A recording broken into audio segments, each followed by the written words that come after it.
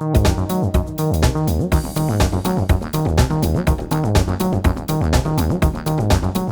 like to welcome our candidates. We have incumbent Commissioner of Agriculture and Forestry, Mike Strain. Thank you. We have Democratic challenger, Marguerite Green of New Orleans.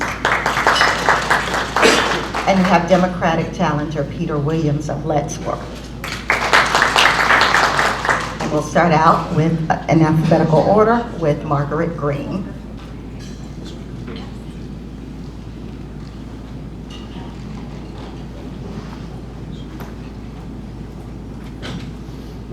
Hello, thank you so much for having me. My name is Marguerite Green. I'm a candidate for Commissioner of Agriculture and Forestry. I'm also a farmer. I train farmers in sustainability across the state, and I've worked as a farmer for over a decade. I have been a licensed florist from the Department of Ag and Forestry. I have been an arborist. I have been a landscape horticulturist. I love the Department of Ag and Forestry, and I like to say that I'm actually running for this office not based on dislike or hate of something. I'm running based on a place of love. I love Louisiana and I love its agriculture and forestry industries. And I know that in my lifetime, our people won't see the same benefit from those agriculture and forestry industries that we have in past decades. I believe that there are changes that we're going to be needing to make in the next couple of decades here in Louisiana that we can make based from a place of power if we make them now. Things like building resiliency for climate change and using agriculture and forestry as a tool to do that. And that's why I'm running this race today. Thank you. I'm running on a platform of food, farms, climate, and cannabis. I want to improve the access for food-producing farmers to programs. I want to address coastal erosion and climate change. I also want to work with legislators to legalize cannabis so that we have a tax base that we can fund all of these programs from. So I appreciate your time today. I'm Marguerite Green.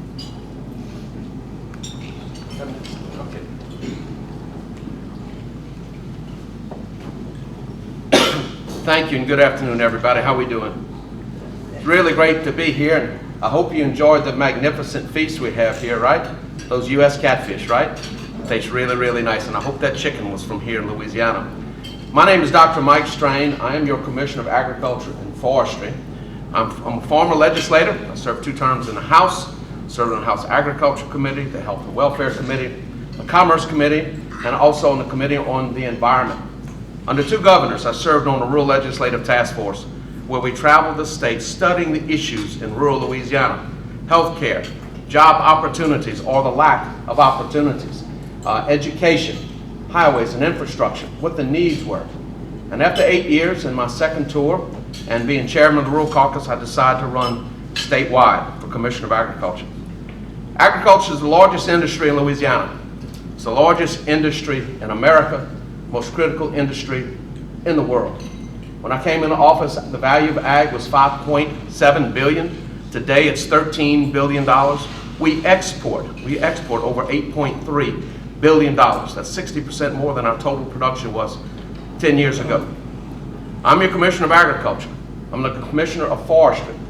I'm the Commissioner of the Office of Metrology, all weights, measures, and standards. We regulate over $100 billion in the economy. I'm the Commissioner of Consumer Services, regulate the entire grain and cotton industry. The Commissioner of the Office of Environmental Sciences, which is everything, every chemical that is used anywhere on this earth. I'm the Commissioner of the Office of Soil and Water Conservation, the state's conservationist. I'm the Commissioner of Animal Health and Food Safety to protect the public from disease. We also oversee banks and food distribution. Many things that we do. My job is to, 1, protect the public, and to 2, to grow our economy in the largest and most critical industry in Louisiana. Thank you.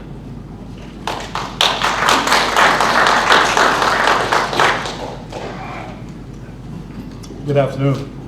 My name is Peter Williams. I'm running for Commissioner of Agriculture for this great state. I was born and raised in Kaplan, Louisiana, down south, rural community. After graduating from Kaplan High School, I went to USL, now UL.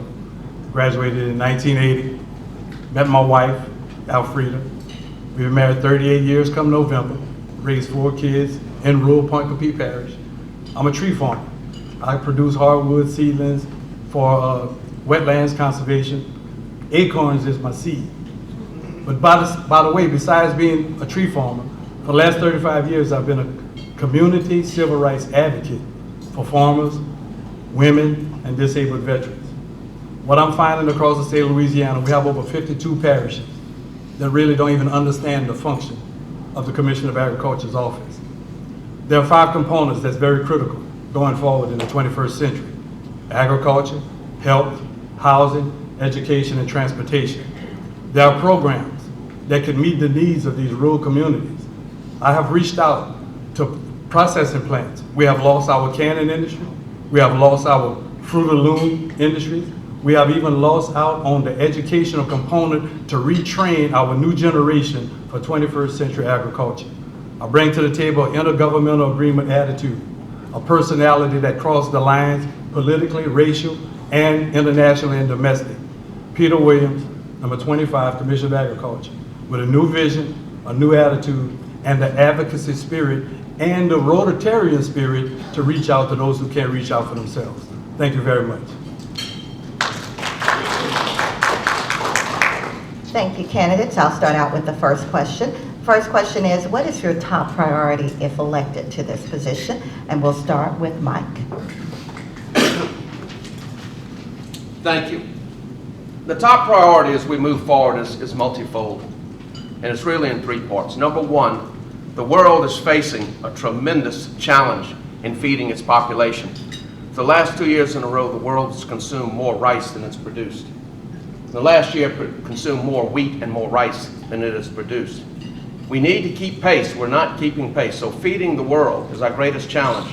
The United States of America is 5% of the world's population. The farmer is 1% of that. 20% of the food that's exported to the world comes from here. Second are the issues with climate change and how that is affecting us and what is going on. The rising seas and the inundation of salt water and the tremendous weather patterns that we have is another driving force that is decreasing overall production. How do we face that? How do we combat that?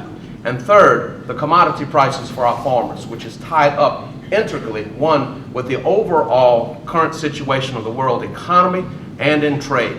So it's in 3 parts. So we have to look at food production, we have to look at climate change and its effect and trade.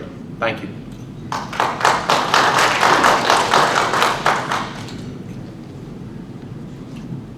As I mentioned in my introduction, of the 5 components, the most critical thing now in Louisiana, I understand about world trade, I understand about all the other things going on outside this state, but the most important thing now is to finding a safe haven for my farmers, for my loggers, for all of those in the agriculture, forestry, seafood industry.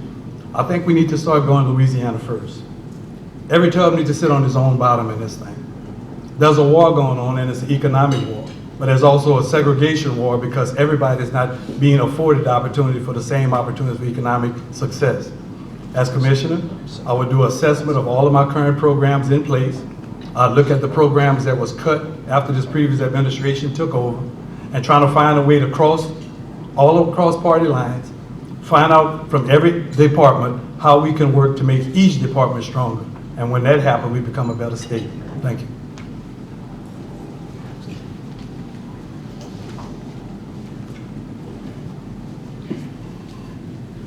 I have to echo some of the other candidates. I think that the top 3 priorities that I have are food production, climate change, and equity. In this state right now, we have abysmally low food production because we're not training food-producing farmers in how to be economically successful. We need to be having better business training for our small and mid-sized farmers that are producing the food that could feed Louisiana in a climate crisis, which leads me to my second biggest priority, which is preparing for a climate crisis.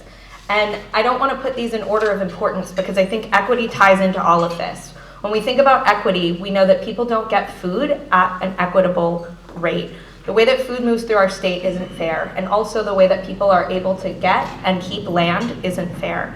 Equity in land access for young and socially disadvantaged farmers is something that we need to work on a state level so that as we prepare for climate change, we actually have people who are part of that fight and are building healthy businesses that are people who have been removed from land after generations of land loss in Black communities.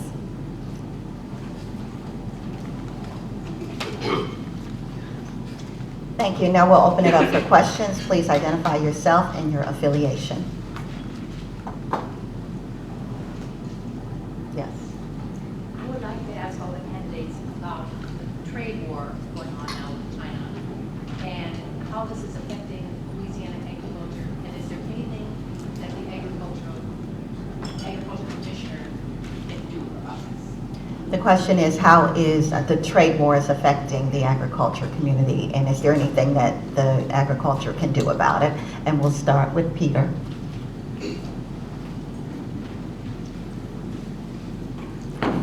There are two types of disasters that affect farmers. Natural disaster, hurricane, storm, fire, and man-made. Right now we're having a man-made disaster because of what's happening with the trade wars, because of the attitude of Washington, D.C.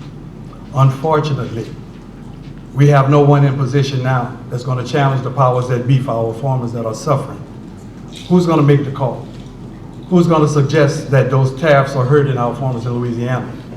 As commissioner, going back to Louisiana first, we need to put safeguards in place in the future and get with our legislature, get with the senators, get with all of the co-ops and organizations in Louisiana and set up some type of mechanism that would have a safety net in case there was a trade war because of politics, that we have some kind of relief for our farmers until that trade war and everything is over with. So the key is having someone in office with a heart and an understanding and a will to fight regardless who is in Washington, D.C. Thank you. Margee.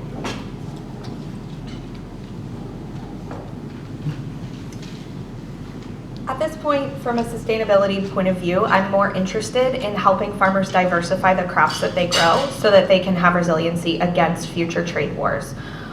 The commodity system that we have is based on row crops and commodity crops that are currently putting a lot of farmers in a really difficult place because of this trade war. But the unfortunate truth of the situation is that once we finally get out of this trade war, we're still in a situation where we have an economy that's sort of floating on a raft of federal subsidies. What would be better, in my opinion, to do is start training those farmers to diversify into things like specialty grains or soy for human consumption so that we have a market for them domestically, and that way we build more economic strength for our farmers here.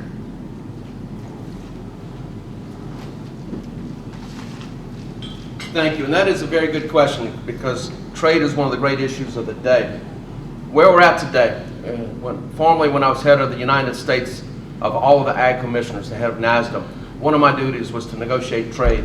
I led the delegation to Montreal in Canada, and it was the Tri-National Agricultural Trade Accords, United States, Mexico, and Canada. Then I was the co-chair the next year in Guadalajara, Mexico, where we hammered out the issues dealing with the United States, Mexico, and Canada. Our largest agricultural trading partner is Canada. Second is Mexico. Third is China, and fourth is Japan. And what we did, we identified those issues, the unfair trade practices. Those issues now have been incorporated into the United States-Canada-Mexico agreement, the USMCA. We put additional requirements on Mexico. They have signed that. Japan has come to the table and they want to assign an agreement next month that will increase their imports by 50%. That will put them ahead of China. We're working with Britain. We've had meetings with them and the Chinese. We've been meeting with the Chinese and they have come out and now they've approved all of our rice mills to ship to China. So I'm also past president, current board member of the Southern United States Trade Association, where we market products to the world. Thank you. Next question. The question is about the medical marijuana program, where your stance is, and where do you go from here? And we'll start with Marguerite.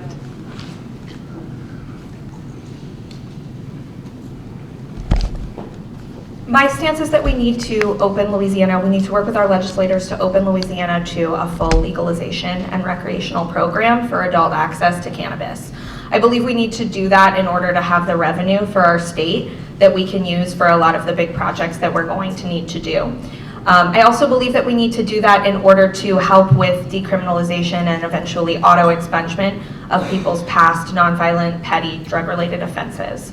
I think that only by doing this will we be able to sort of start to reckon with the fact that in some parts of this country, people are making great wealth growing cannabis, and here in Louisiana, we're continuing to criminalize people for using small amounts of it. And in a medical program, we have to continue that in order to consolidate that money under the for-profit companies that are being licensed out by LSU and Southern. I think we need to have a free market for cannabis here in the state so that farmers can grow it and make a living doing so. But I think that there is a lot of consideration that needs to be made and a lot of coalitions that need to be built in order to do that in a way that's actually good for all of our people.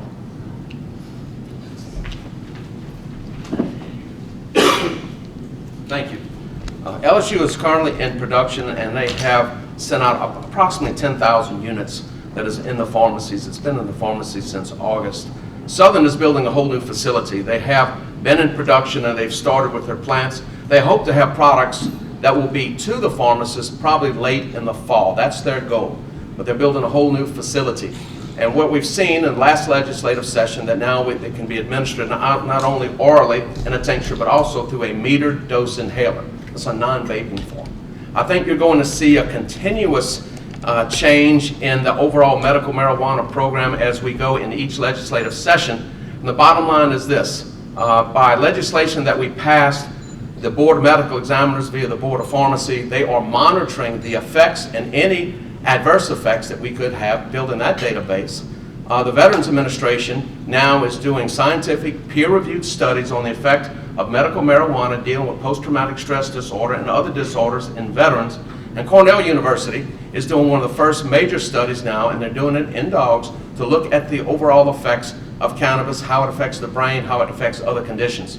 So I think we're going to see medical marijuana be here for moving forward. The federal government is going to allow that, and we really want to see what the scientific outcomes are going to be. A lot of people say it helped them a lot. Thank you.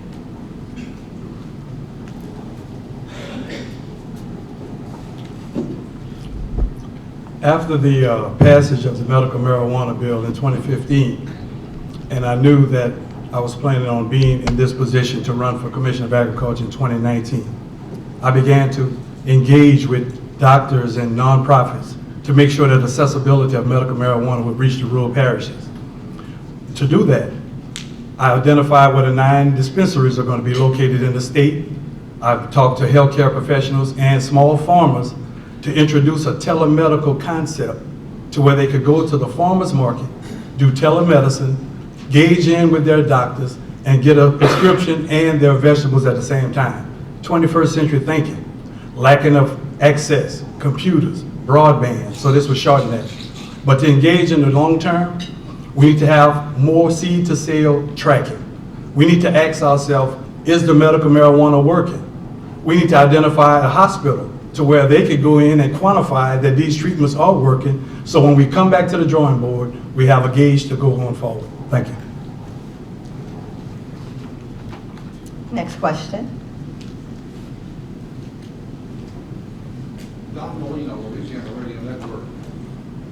We're running out of places to store grain in Louisiana because we can't ship overseas to China. What can you as commissioner do to alleviate that problem? The question is that we're running out of grain storage in Louisiana. What can you do to alleviate that problem? And we'll start with Commissioner Strang. Thank you.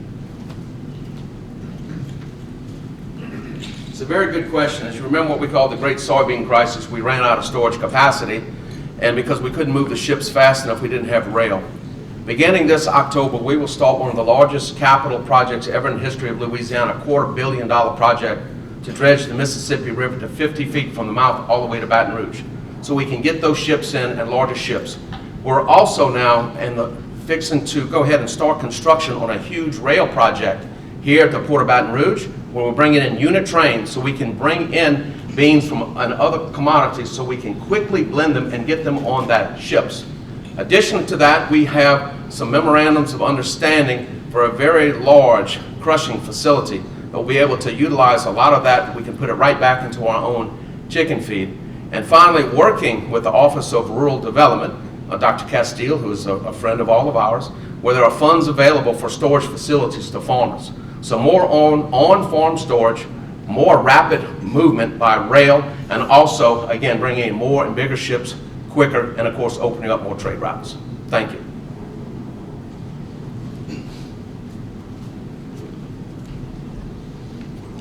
Because of my expertise in the international and domestic export, dealing with advocacy and barriers, I found the reason why the grain was being stored and stayed a long time. It started at Wall Street.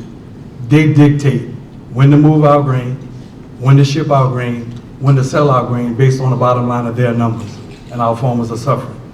Another thing that's interesting, no cargo or tank that's used on the ships are made anywhere in the USA. They are made in China and Europe. I have a plan where I've talked with shipbuilders, I've talked with welders.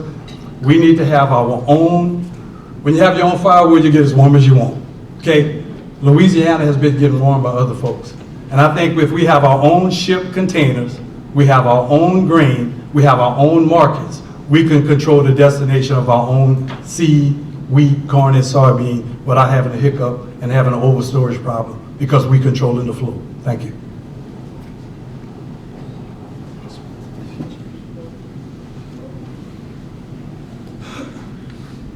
I would suggest that we work at a federal level to get money for cooperative infrastructure for more grain storage, as well as trying to invest in specialty grain mills so that more grain can be moved throughout our own domestic economy, as well as the capital project that was referred to, including the dredging of the Mississippi to 50 feet in some places so that more ships can go further up the river. I think that one of the things that we should be exploring is if we have too much of a crop, how do we find ways to use that crop domestically, and also how do we, build a system where in the future we don't have too much of a crop and we're actually growing the amount of things that we need in places that we need. One of those things could be helping those farmers diversify to different kinds of crops that are used domestically. Thank you.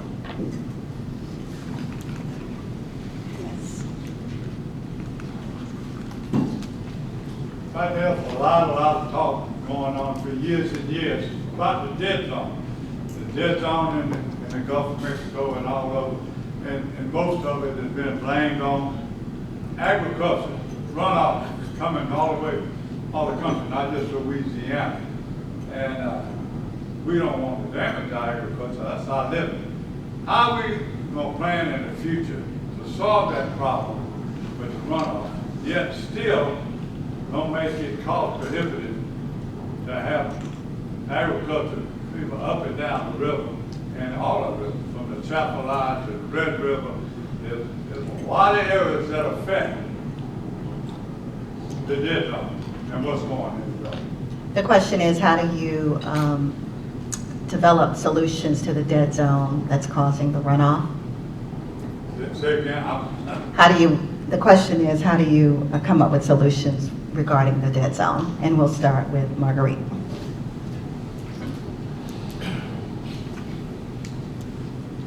So I want to touch on one of the things that you said, which is that this is coming from all up and down the Mississippi River. But I do believe that in order to ask other states to do better, we have to have our own house in order.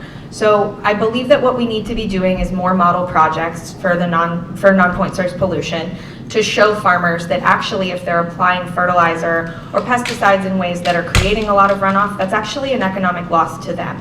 What we see is that when people are applying fertilizer at the wrong time or at the wrong rates, they're actually losing that money that they're investing in fertilizer when it runs off. When fertilizer runs off into our river and out into the dead zone, it's a lose-lose-lose situation. When we ask agriculture to do better, it's from a place of really believing agriculture can thrive and do better. So we can create model projects that show farmers how they can increase their yield over time while decreasing their input, which is better for their economic bottom line and also helps with the dead zone.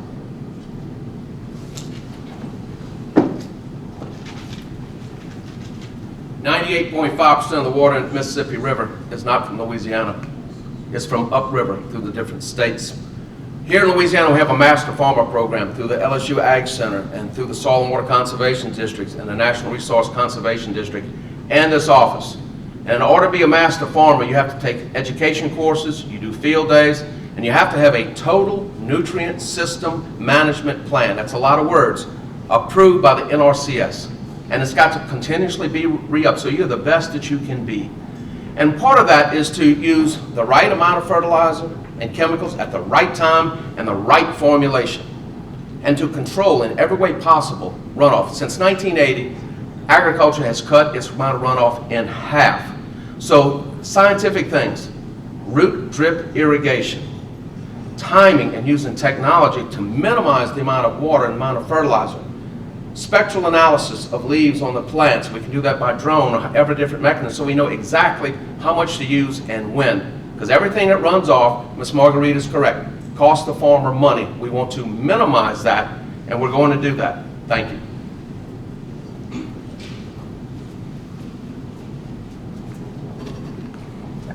I too have to agree with Ms. Green and also the commissioner, but best practices have always been on the forefront of farmers. We love the land. We know the value of the land. We hunt, we fish, we trail ride, we do things. But we should put the blame where it is, but that all come through partnering. We have to talk to those northern states. We have to let them know that we are the receiverships of your water. We also have to deal with the other fossil fuel industries. We also have to look at the casino boats. We have to also look at everybody else who use the waterways. When the last time somebody called BP and did a reassessment of their billions that they gave us and see if it was put toward the black hole? So those are things that we could do, but it's going to take advocacy. It's going to take the will. The Bible says where your treasures are is where your heart is. I ask us Louisianians, are we the sportsman paradise and our heart is still in our state? Or are we just going to sit down and let other people pollute us out and don't say anything? I beg to differ. And I'll work with any one of these candidates to get our state back in order. Thank you. Next question.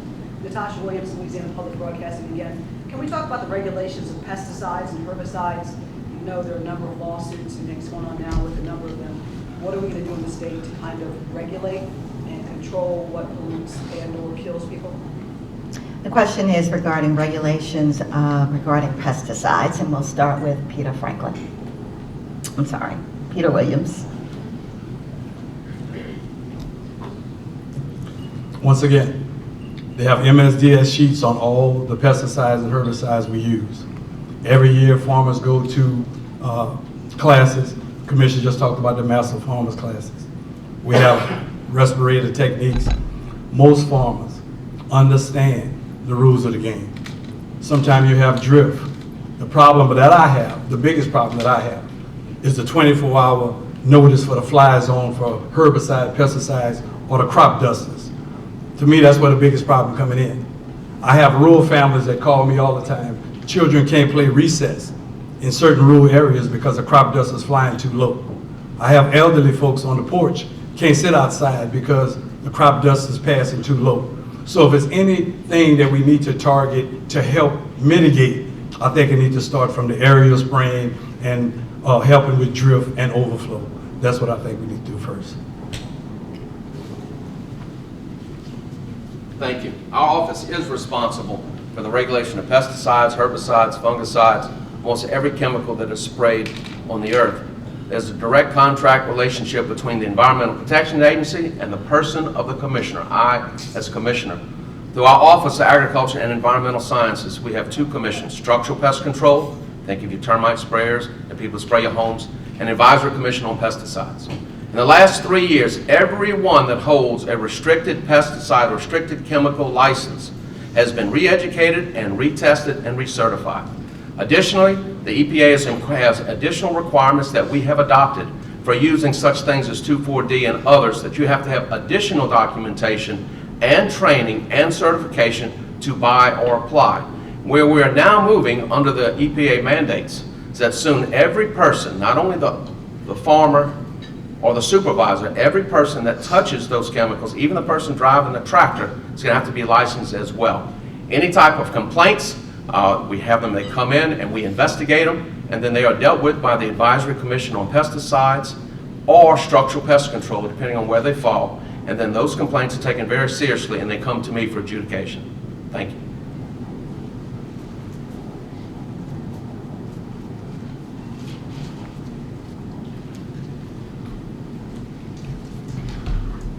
Due to the department being under-resourced for budgetary reasons, I believe from firsthand accounts with farmers and with people throughout this state that we're not doing our level best of making sure that our farmers are learning the best techniques of application of pesticides on their farms.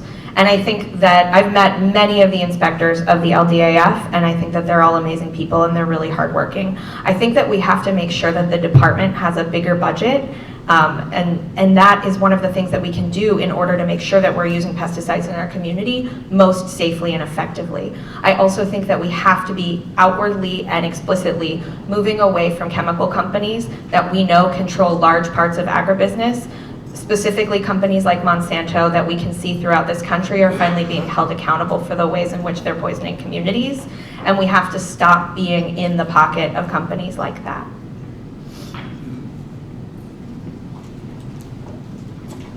Yes. Lenny Keller from The Advocate. The state gasoline tax hasn't been raised for more than 30 years now, and as a result, many farmers are having grave difficulty because old bridges are being closed across the state over and over and over again. Would you urge the legislature to raise the gasoline tax to deal with this problem on the farm? The question is, would the commissioner candidates raise the gasoline tax to deal with challenges that farmers are facing? And we'll start with Mike. Thank you. That is a very good question, one of the great issues of the day. Many of our roads and bridges, we have 50-ton bridges, 75-ton bridges. Majority of roads in the state are rural roads. And as I traveled over the last 2 years, I've asked this question many times. Would you be willing to pay more? And the answer is if it is guaranteed to go to the roads, and what that amount would be. What I've advocated is that for the legislature to put it on as a constitutional vote, and that those monies, whatever that number is, there has to be an appropriate share to go into the rural areas, an appropriate share to go back across the state. Because one of the things the farmers are fearing is that if they pass a gas tax, will all be used to build 1 or 2 big bridges and their roads will not get fixed. And so I think what we have to do, I think the legislature would be willing to put it on the ballot. We have to explain it very well to the people, but we have to put it in the Constitution that under no circumstances can it be swept for any reason, and it all must absolutely go to the bridges and to put tar and asphalt and concrete. Thank you.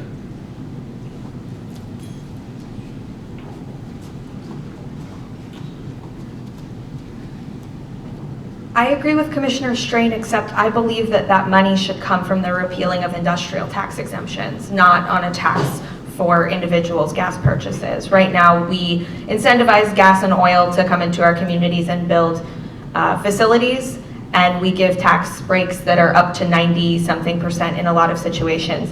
That makes Louisiana one of the richest producers in gas and oil in the country, but one of the states that sees the very least benefit of that. If we need to do large-scale infrastructure improvement, it should be paid for by the companies that use that infrastructure instead of being paid for by our taxpayers. And I think that it's really important for us to look into how much of a tax break a lot of these companies are getting on their property taxes, because in many situations, those people are making an absolute killing on operating in Louisiana, and when those tax breaks dry up, they leave. So if we're going to be improving this state, we need the people who have come and built facilities here to be part of that improvement.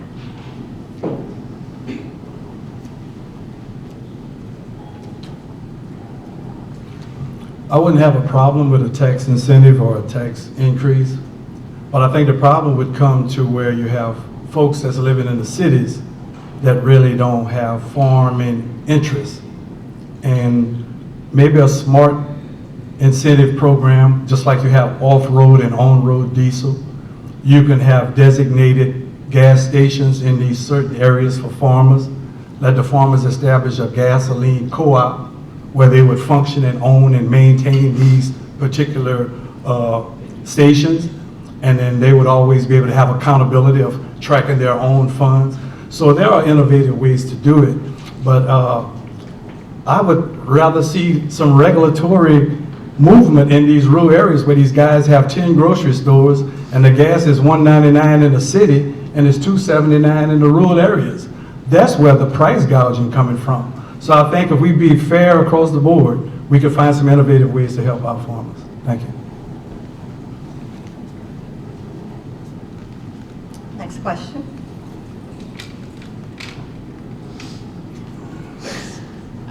So I know that Ms. Green regularly talks about climate change. I guess I'm wondering from all of you, what do you think that the Agriculture Commissioner can do to respond to climate change? And do you believe that climate change is a man-made problem?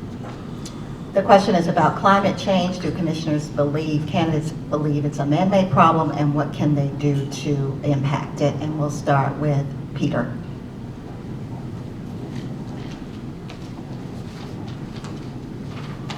Of course, it's man-made. We have inhabitants all over this earth that's dwelling in places that we normally didn't dwell at the beginning. But to answer the question, I'm a conservationist. I grow trees, I plant trees. The biggest balancing of climate is to plant a tree. Carbon credits, mitigation land banks, and it's been going on. So plant trees. Let's get our natural resources, all the idle land, get smart development. Have these guys building these new subdivisions mandated that you have green space. Also look at future development. You have blighted properties all over these cities. Why don't we be innovative? Tear the buildings down, plant some grass and plant some trees. Let's become friendly to the whole state and to the whole world. So the answer to climate change, besides all the politics that would never get anything done, plant trees. On my truck, I have a sign from Louisiana Office of Forestry. It says, trees put the green back in Louisiana. So it'll put the green in the pocket and in the air.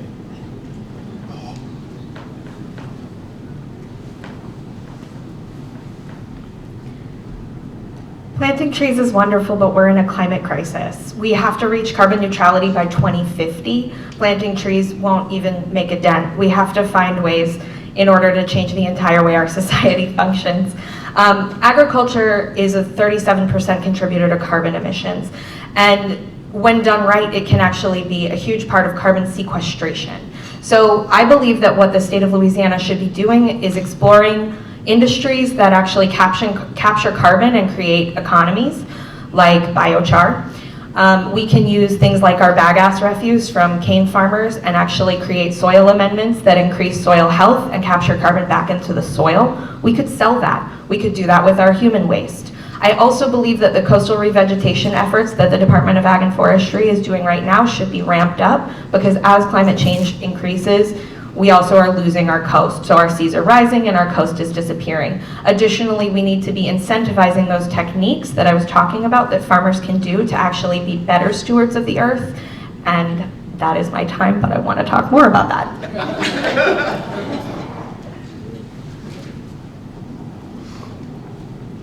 No one can disagree that the climate is changing. Is man part of that? Absolutely. And man's got to be a part of that solution. When you look at agriculture, agriculture contributes about 9%. What can we do? Some of the new studies changing the way we do things. Row rice, for instance. If we plant rice, row rice, new type, markedly less water, 75% less water, 60% less methane, or 20% less nitrous oxide. We have shown that changing the feed mechanisms for ruminants, for cattle, that we can decrease the amount of methane. We've done that by 10% since 1990, and for every ton of milk, we've reduced it 20%. We have to look at how we are handling our waste, how we can better use things such as burning wood pellets, combining that with bagasse, to where we are taking the carbon and we are growing that in the plants, and then we become carbon neutral. We need to plant plants wherever we can because they absorb the CO2. We need to really work so that we can stop the methane production from rotting vegetation and use, and again, the soil amendment. So there are many things that we can do, and as a commissioner, nationally, we are working to address this problem. Thank you.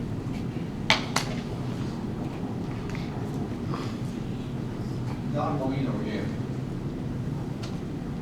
Across the country, the median age of farmers is going up and up and up. Getting close to 60 years old. How would you, as commissioner, get young people involved in farming? Because we all have to eat. The question is, how would you encourage more young people to enter the farming profession? And we'll start with Marguerite.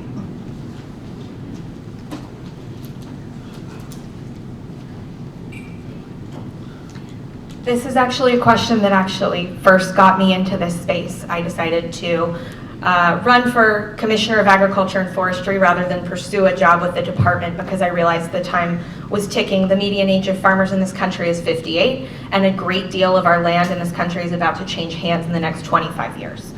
What we need to do right now is give young people safety and security on the land that they don't currently have. Student loan debt is crippling to young farmers. Student loan debt is crippling to young people.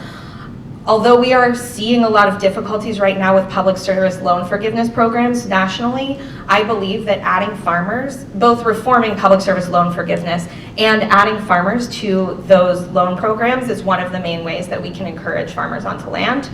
Doing conservation easements and land trusting for young people to be able to have secure tenure on land without the capital to purchase it, as well as tax incentives for people to be selling the land that they are no longer using for agricultural production to agricultural production of young, beginning, or socially disadvantaged farmers is my solution to some of those problems. Thank you.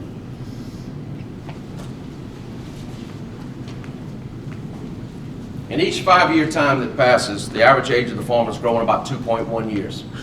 So we are in a race. In the next 25 years, Ms. Marguerite is correct, the majority of the land is going to go to the next generation. What we have to do, we have to really work hard to educate our young people and provide opportunity. One of the opportunities they want to have access to broadband wherever they're at. Look at the technology. We have to train them in the use of the technology so they can use the technology that is available. We also have to work to make sure there is access to credit. And we do that through the USDA and working with our local banks, make sure they can get those 90-10 support loans. But we have to show them the opportunity. We have to work with our research centers, our ag centers, with new science, technology, and innovation where they can see increased profitability. Because the bottom line is this, agriculture is not 80 acres and a mule. When you look inside those modern tractors, they start off, they'll spit out 350,000 or 875,000 in an instant. High technology. So we have to train that workforce, but we also have to make the credit available for those young people to be able to seize that opportunity. Thank you.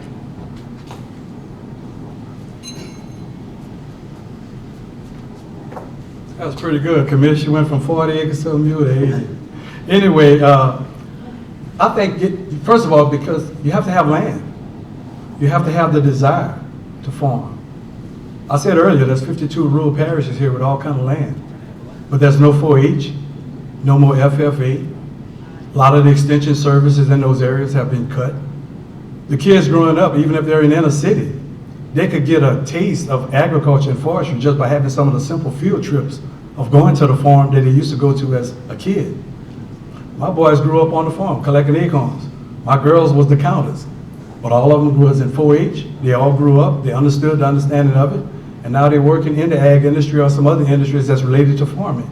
It starts from the beginning, and hopefully we could get the outreach, and we can start reinventing it and helping with the colleges and the universities and do dual enrollment in the schools to expand our workforce for the future. Thank you. Yes. Governor Edwards famously said that flower arranging is something that should be left to the market, and that the public can decide who is a good flower arranger. The Department of Agriculture and Forestry is a big regulator and tester of people and charging them fees for the test. Do you feel that those should be reduced or minimized? The question is, should Occupational licenses be minimized? Should occupational licenses be legalized or minimized? Me first? Okay, thank you. Forestry is one of the many things that we do regulate, and that's under the Office of Horticulture. And when I was in office, when I first came in office, there was a practical and a written. We've eliminated the practical. We have a written examination. And so it's one of the many things we regulate. But bear in mind, a florist is a small business, and the florists in Louisiana are very professional, and they want to be licensed. They want to be considered professionals. Also, when you call that florist, what are you going to give them when they're across town or in the other part of the state? You can give me a credit card. And so it's important that, for number one, we do regulate it because most of all those flowers are imported. They come from foreign countries, so for disease reasons, but also it is a cottage industry They want to be regulated. We want to make sure that the consumer is protected. And again, they're dealing with credit cards and other things. And so, you know, over time, we've had these discussions on a number of times, but florists, arborists, irrigators, all those persons and the people in the nursery industry, again, those are regulated industries, and they're regulated for the orderly conduction of commerce and to protect the consumer. Thank you.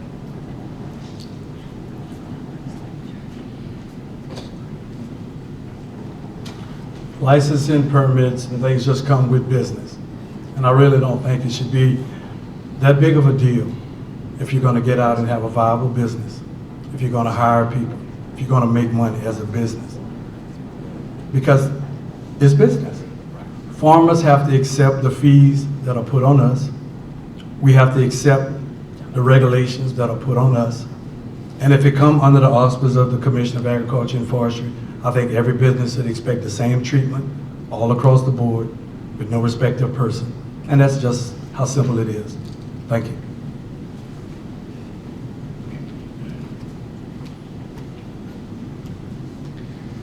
I'm a proud licensed florist in the state of Louisiana, and I am excited to answer this question, but I'm of two minds about it. There's an interesting thing here, which is that the practical was done away with some years ago, and the practical exam was incredibly restrictive, and I believe the ACLU was actually part of the abandonment of that part of the test, because it was a regulation of artistry. And it was used in a lot of cases for people, specifically people of color, to be kept out of the floristry industry. The current exam is 40 questions, and whenever a young florist comes to me and asks to borrow the book from me, I tell her it's fine if you have a houseplant, you can pass it. And that's the truth. 75% of applicants pass that test right away.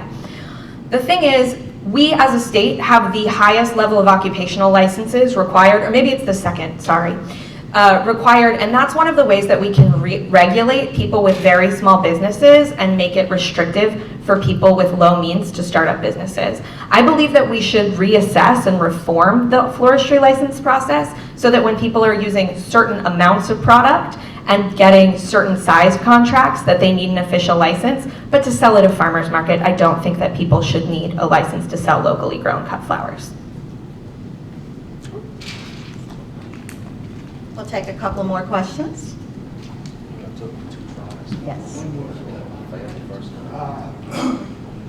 Y'all have already touched on this, the future performance of America. It just to be ironic that I got a call this morning. They got a fundraiser coming up, play shoot. And how important and how much commitment do y'all have for these organizations? And are they doing any good? The future farmers of America itself. I know you talk about 4-H, they got their shooting sports, and we cover that on a TV show. But how important the future farmers of America? Are we doing any good? Are people dying off? Are they leaving? How important? You mentioned things about your kids. But how important is that organization, Future Farmers of America? How important is the organization Future Farmers of America, and are they being effective? And we'll start with Marguerite.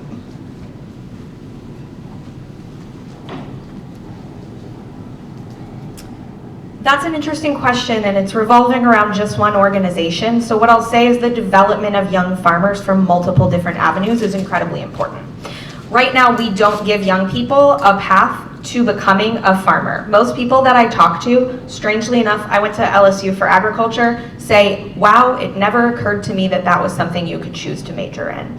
And so I think that the loss of rural programs like 4-H and FFA and the sort of diminishment of those, especially in South Louisiana, is one of the reasons that we don't have young people choosing agricultural careers. I think that those programs are incredibly effective and wonderful, but I do think that they require some updating. Right now, I think a lot of young people choose to opt into them if they come from rural families, but most folks don't come from rural families anymore that are choosing to farm. That's just statistical. It's not a judgment. I think I would love for young people to stay on the farm, but they don't anymore. And so we need to be drawing young people in from other sources rather than a family practice of being tied to the land. And that requires multiple organizations doing an effort to train young people into agriculture.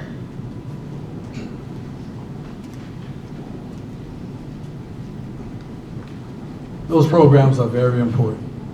especially in the rural communities. I live in a rural part of Marguerite Parish. We don't even have a basketball court.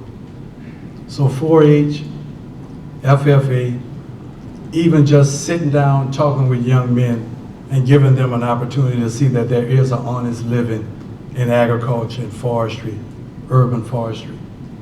Maybe helping them decide in a career development path to go into agriculture. Even if they don't be a farmer, maybe you'll be a soil scientist or a water air quality specialist. So those programs are very important because one, it takes them from the normal status quo of doing and put them in a structured program to open their eyes and give them an opportunity to think outside the box, that I could be a farmer, I could be a scientist, I could use my hands, and I could go toward good health.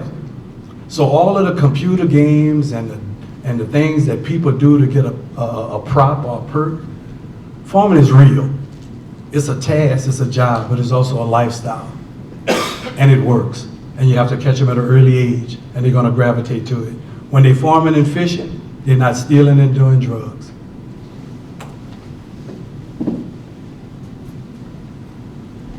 .4-H and FFA is the largest youth organization in the state. About 250,000 members participating in both.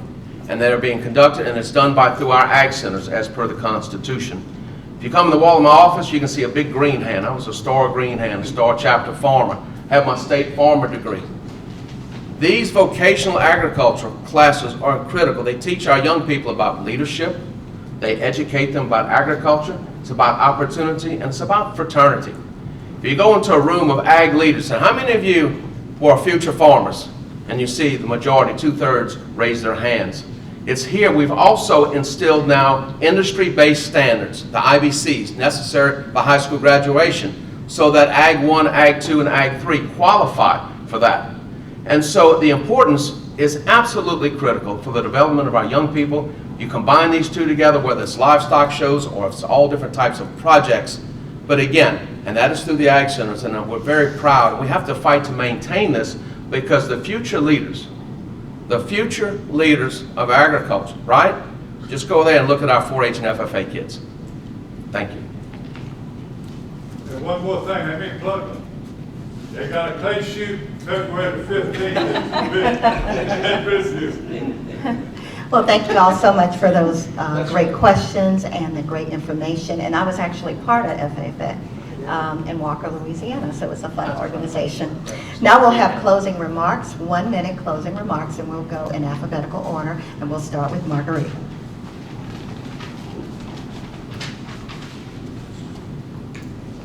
Thank you so much for your time today. One of the things that I want everyone to understand is that while farmers are stewards of the earth and they always want to do what's best, sometimes the world changes really quickly around us. As a practicing farmer, I know staying up to date with best practices isn't always intuitive, unfortunately. We like to believe that it is, but farmers need more help in being able to prepare for a future that's hotter and for how to prevent that and how to slow it down.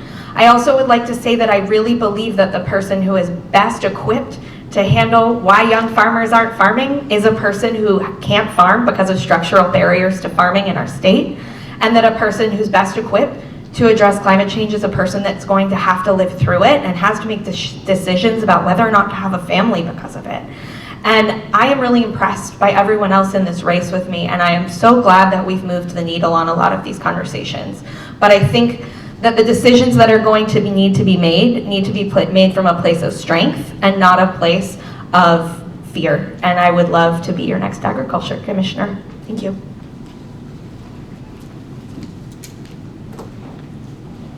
Thank you all for coming out today. We've had a very good debate about the greatest industry in Louisiana. I'm your current commissioner. I believe I have the education, the background, and the experience to lead us forward. We've passed more than 100 legislative instruments, 100 bills since I've been commissioner, streamlining the department, eliminating old law, moving the department into the future. We've made market strides, working together under multiple administrations on growing infrastructure. We've saved the taxpayers more than $250 million in salaries and interest payments. We paid off the old sugar mill. We paid off over $120 million in debt. We save over $2 million a year in fuel alone. We eliminated 400 vehicles, 13 aircraft. We've reduced the incidence of fires by 60%. We reduced arson by 84%, with actively working to decrease arson and fires and also theft. I'm the commissioner who oversees all types of farm-related activities and theft, and also in the timber industry. There's a lot to do, and I want to thank you again for allowing us to come and visit. I'm asking for your vote, I'm asking for your support, I'm asking for your prayers, and I want to thank each of you. It takes courage to step up to the plate, and I'm very proud to know you. Thank you.